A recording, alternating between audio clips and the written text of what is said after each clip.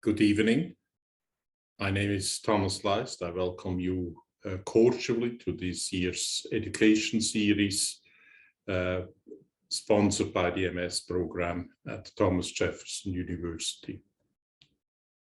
I would be remiss not to recognize the sponsors that have made available funds to make this program series possible for us.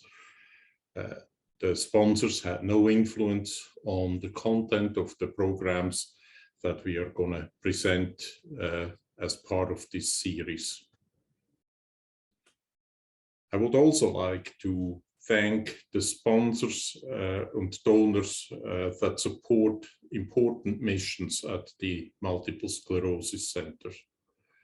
One of these functions that is very important, particularly in times as the ones that we just have gone through, is our social worker that is at our center. Please keep in mind that making a social worker available is an important function. Let us step into a second part of my presentation tonight. The diagnosis of multiple sclerosis. And a question that has become of great interest in recent years is, when does multiple sclerosis start? We know from Epstein-Barr virus that is a risk factor for multiple sclerosis, that in the enlisted men, Epstein-Barr virus was acquired about 10 years before they developed MS, if they were infected during the military service. We also know that neurofilament light was rising well before the patient was actually overtly symptomatic with multiple sclerosis. This and other data have now shown that there may be something called a prodrome of multiple sclerosis, where an individual starts to have symptoms that only later are diagnosed with multiple sclerosis. So let's look at what we need to have in order to diagnose a person with multiple sclerosis. And so it is very important that the term multiple in multiple sclerosis includes two terms. One is dissemination in space of disease activity, meaning that a person has, for example, involvement of the brain and the spinal cord or different areas of the brain. And it's also important that we get an indication that this happens at different points in time. So the term multiple in multiple sclerosis is an indication of both spatial as well as time dissemination. And so what's also very important, and this is particularly important since we don't have a specific test of multiple sclerosis, is to rule out other possible conditions. I cannot stress it enough, there is no one single test to confirm multiple sclerosis. MRI, clinical history, certain helpful additional tests, and ruling out other potential conditions when one has a concern are very important steps. Sometimes MS becomes a diagnosis of frustration, meaning a person has symptoms that nobody can locate or nobody can kind of diagnose. And at that point in time, a potential diagnosis of MS is considered just because, well, if it isn't something else, then maybe it's multiple sclerosis. It's, as I mentioned, very important to rule out other diagnoses. And here you see several of them. Obviously, I cannot talk to the majority of them tonight, but it's obviously when a physician sees a patient, one needs to go through a differential diagnosis. Not all of these diagnoses need to be tested or ruled out with tests. Very often it's the history, very often it's the patient's age, very often it's the appearance of the MRI that guides the physician in assigning a multiple sclerosis diagnosis or ruling out these particular factors that are present. So over the years, how we diagnose has been updated very significantly. In 1965, there were the first diagnostic criteria, and the most recent diagnostic criteria are the revised criteria according to McDonald. And with the most recent diagnostic criteria, what has changed or what is now present is the fact that we can diagnose an individual at the time of a first attack, as long as we can satisfy the preconditions, dissemination in time and dissemination in space, right at that point in time. You can obviously ask yourself, now, how do you, at a single time point, decide that something has been going on for a period of time? This is where the MRI and this is where the spinal fluid potentially can help us. In this particular slide, you see the characteristic lesions that are present on a brain MRI. You see the periventricular lesion. You see on the second one a lesion in the cerebellum. In the middle image, you see these little dots along the spinal cord, almost like pearls in the spinal cord. These are the spinal cord lesions. You see lesions right next to the cortex. It's this dark-looking space in the fourth image.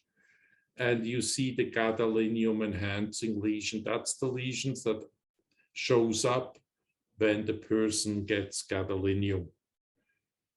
The gadolinium-enhancing lesion allows us to identify in a person old and new lesions. Lesions that don't gadolinium enhance are lesions that have been there for a period of time.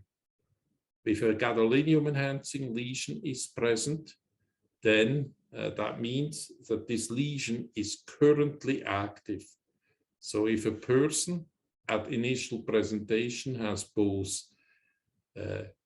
T2, that's the first image, and gadolinium enhancing lesions, that's the fifth image, then we can say there are lesions that have been there for some time and the lesions that is active right now. So that allows us to fulfill with a single MRI the dissemination in time criteria.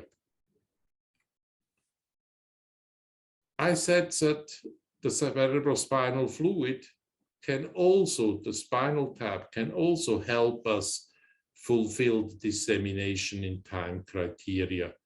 And I show you here an example of a normal and of a cerebrospinal fluid that has oligoclonal bands. That's right on top of the plus sign, the CSF, and then up.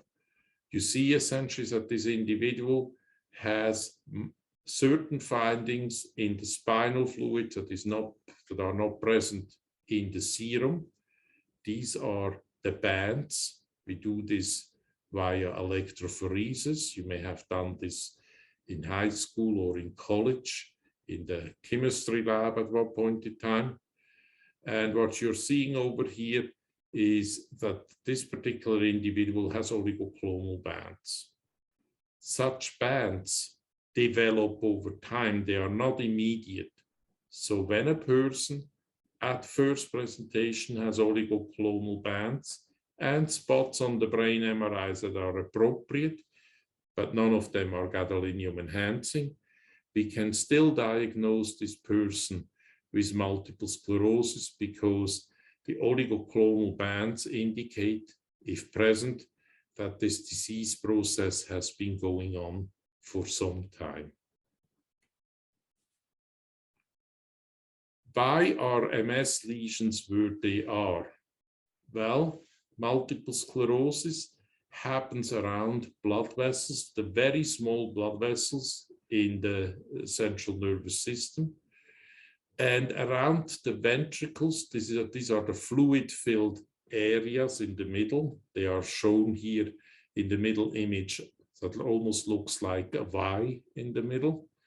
And you see a lesion emanating from this Y.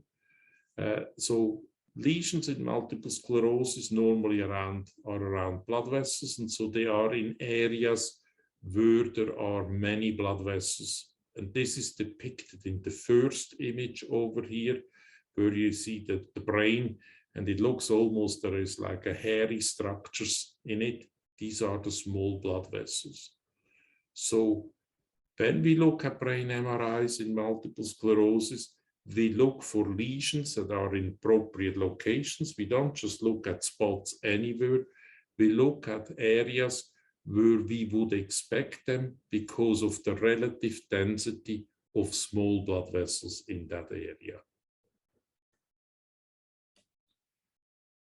As I mentioned, as a study in enlisted personnel again recently suggested, looking at Epstein-Barr virus, there has been an increasing understanding that individuals with MS may actually start to use medical services in the 5 years before diagnosing at an increased rate.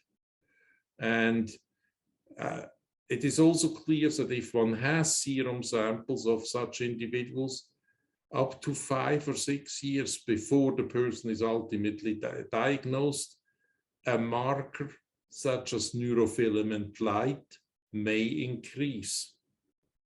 Neurofilament light is a substance that is set free when nerve cells get injured. And neurofilament light by many is considered as potentially a biomarker to monitor disease activity.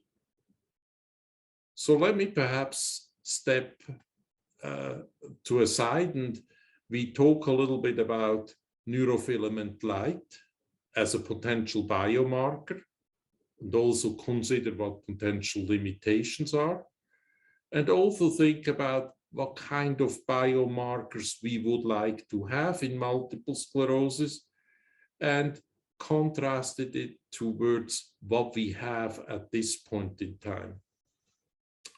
We know from clinical studies and from MRI studies that when lesions occur in the central nervous system, we don't just have a demyelination, we also have injury to the nerve cells.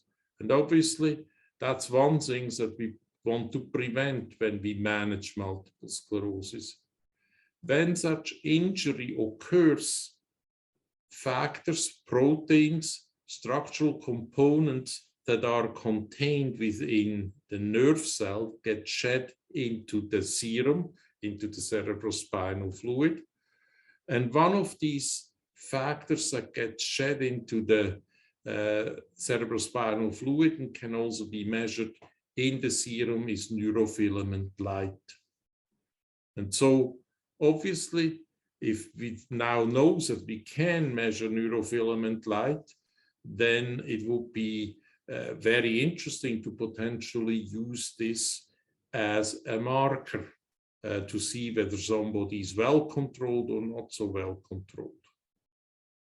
We have now been talking for several years about neurofilament light, and while I do think that there is a value of neurofilament light, for example, in clinical studies, because obviously all patients get similar interventions, either, for example, placebo or one medication versus another medication.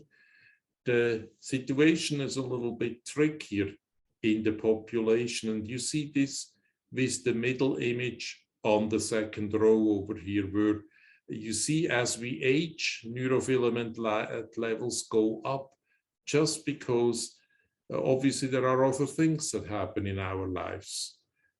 Cardiac disease, cerebrovascular disease, hardening of the blood vessels in the brain.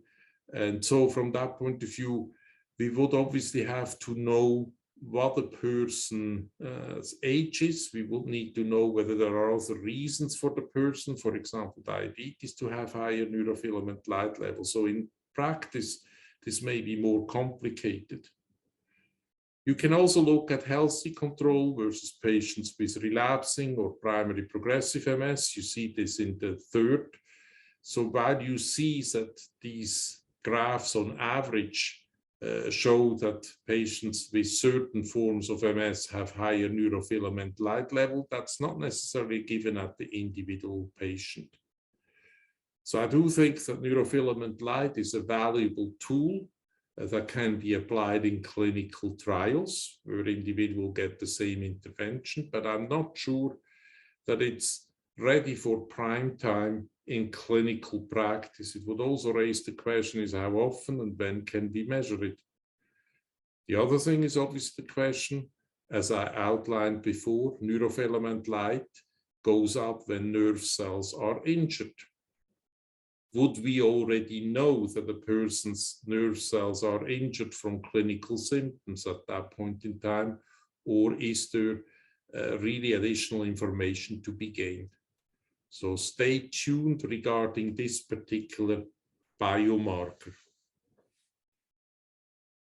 So we would obviously like to have in MS additional markers that we could test, laboratory tests that we could do. I gave you one of them, that's oligoclonal bandings, that can help us to answer the question, has this process been going on for some period of time? So we would like to have diagnostic biomarkers, not just the cerebrospinal fluid, which is not a diagnostic marker, it just answers one question. Has this process been going on? We also have the MRIs that helps us in the diagnosis, but we don't have a single marker where one can determine, does this person in fact have multiple sclerosis? One of the questions that is always asked when I see an individual and diagnose an individual with multiple sclerosis is the question, what kind of MS do I have? We have relapsing remitting, secondary progressive multiple sclerosis, which comes after relapsing remitting, and we have a separate form of MS, primary progressive multiple sclerosis. At this point in time, these are phenotypical description, meaning these are description of a course of the disease. These are not biologic markers. We would like to have markers that potentially inform us on what kind of a course of MS a person would have. We would like to have prognostic markers. How is a person's course going to be? And that's important since we have now numerous medication in multiple sclerosis and we have potentially different approaches for treatment. It's possible that for some individual, one kind of intervention would be better than another one, but we don't have these prognostic biomarkers that are testable in an easy fashion. We also would like to have biomarkers that, for example, would indicate whether a person has progressive form of multiple sclerosis or how likely the person is going to progress. Again, these are markers that we don't have at this point in time, but they are certainly potentially matters that we would like to have. In the back of the lines, you see that very often MRI is our best current biomarker. And we talked about neurofilament light and its potential limitations. When does MS start? We discussed that an individual's risk or an individual's system utilization may increase 5 years before actually diagnosed with multiple sclerosis. We have seen that, for example, neurofilament light levels can increase up at that point in time. There are obviously potential risk factors and protective factors. One is, are there certain genetic makeups that protect against MS? Is sun and outdoor activity and high vitamin D supplementation a relative protective from MS and also for disease activity with multiple sclerosis? Is there something that one should be considering during adolescence? Obviously, on the other side are the risk factors. We talked about the genetic risk factors. We have recognized that Epstein-Barr virus is one of these risk factors. Vitamin D deficiency has been recognized as being associated with potentially more disease activity. And we have discussed the fact that factors like smoking could affect the disease course in multiple sclerosis. Let us look at twins. Let's come back to the twins. We discussed the fact that a twin that has multiple sclerosis, it's likely at about a 30% rate that the second identical twin also has MS. And so this twin pair offers a unique opportunity to ask this question: what happens when a person starts or having multiple sclerosis, and how are affected and unaffected twins differentiating each other? And from an immunological point of view, what one can see is that in identical twins, the ones that doesn't have multiple sclerosis has much fewer inflammatory cells that are self-reactive in the central nervous system than the one that has multiple sclerosis. And this enrichment of these self-reactive autoimmune reactive cells occurs as the person transitions from subclinical to overt clinical activity. So again, it indicates that this is a process. This is not just a flip of a switch in this situation where we look at an identical twin that starts to have symptoms of multiple sclerosis. So to summarize, how is MS diagnosed? There is no definite biomarker or lab marker. The diagnosis depends on clinical history. It depends on laboratory findings such as MRI and potentially spinal fluid in appropriate cases. It is also recognized that symptoms can be present in individuals for quite some time before they are actually diagnosed. MRI is an important tool in our armamentarium to diagnose multiple sclerosis. And while Epstein-Barr virus is a risk factor for multiple sclerosis, it is by no means the factor that causes multiple sclerosis. Let me step forward and go to a third section in my presentation. Why is it important to treat multiple sclerosis as early as we can, and what do we do to monitor the disease process? So this raises the question is, how does MS affect the central nervous system? When an individual has an attack and recovers, is everything going away, or are there deficits, or are there structural changes left behind? And does our set of MRIs that we do nowadays in the routine practice adequately assess the disease, or are there additional lesions that are not assessed by our currently available MRIs? Let's look at what happens in the central nervous system. So inflammation occurs. You see these areas that get demyelinated in the middle of this cartoon of an axon. And subsequently, you have the body responds by redistributing certain channels. And ultimately, the nerve cell gets remyelinated. If the nerve cells doesn't get remyelinated, like a person in winters that will freeze to death, the nerve cell essentially dies. So it's very important that remyelination occurs. But what this also introduces already is that in demyelinating illness, there is going to be nerve injury, and there is going to be neuronal injury that is present.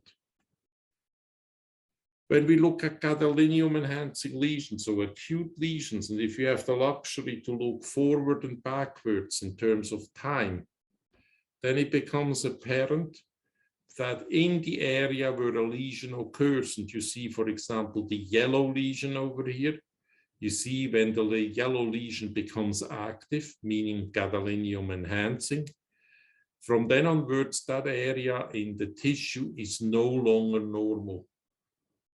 And so you take with you from this particular slide that when a lesion occurs in the brain or in the spinal cord, even if the person has good clinical recovery, there is still a persistent neurologic stigma in that particular tissue in the brain. And that's obviously something that we try to avoid. And that's where treatment comes into place. It isn't just what happens in the lesions that we see, that there are more nerve cells that get injured, but it's also in the white matters that appears normal. And this is investigations that were done by Bruce Trapp now almost 20 years ago. We also know this in individuals that have optic neuritis, where the eye that is affected by inflammation later on shows a step down in the retinal fiber layer thickness, and that's there even if the patient has a recovery to 20/20 vision.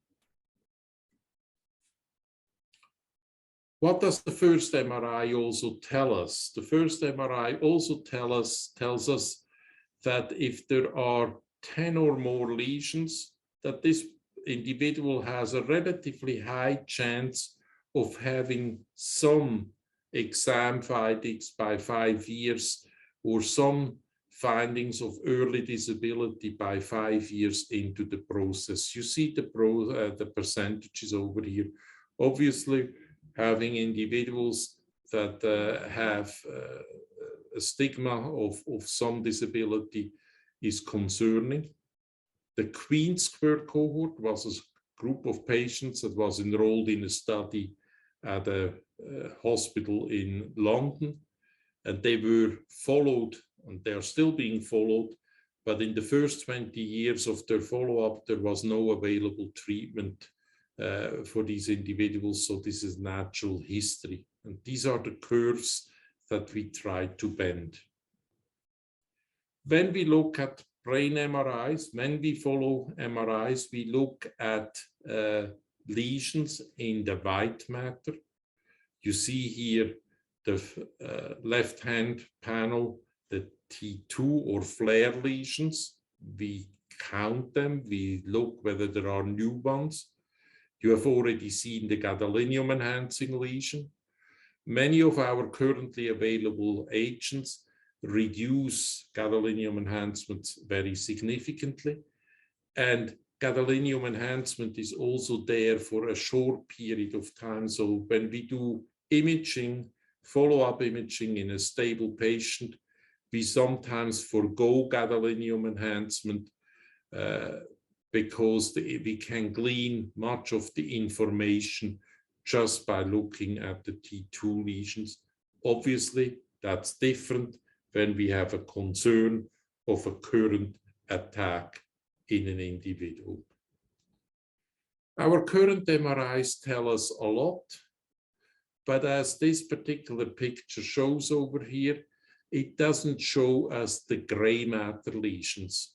And I think this is very important to keep in mind, that gray matter lesions are also very important, and we will need to have more information regarding this. So you could say, why do we not measure gray matter lesions? Well, first, gray matter lesions, for to be seen, we need to have higher field strength scanners, not the 1.5 Tesla machine. And as this particular slide shows, there are several technical difficulties that don't make assessing gray matter lesions ready for general practice. So there is very often a lot of work involved in analyzing the MRIs, and so with that, the techniques are not yet robust enough for general practice. We also assess disability, and our current measure is the EDSS. The EDSS, as these little pictograms show, measures how somebody moves, but it doesn't inform us very much about the cognition of an individual. And also the EDSS doesn't really tell us how somebody's affected. You see here a person that has a spinal cord injury, or a person that has multiple injuries, and both of them would have an EDSS of 7 if they were in a wheelchair. So that doesn't tell us, the EDSS doesn't tell us what a person can do when they have an EDSS of 7. Somebody could be defending a sitting president during an impeachment, for example, and have an EDSS of 7. So when we do monitoring of multiple sclerosis, MRI is very important. Our current routine MRIs detect a lot, but don't detect everything. And we still need techniques to also look at the gray matter.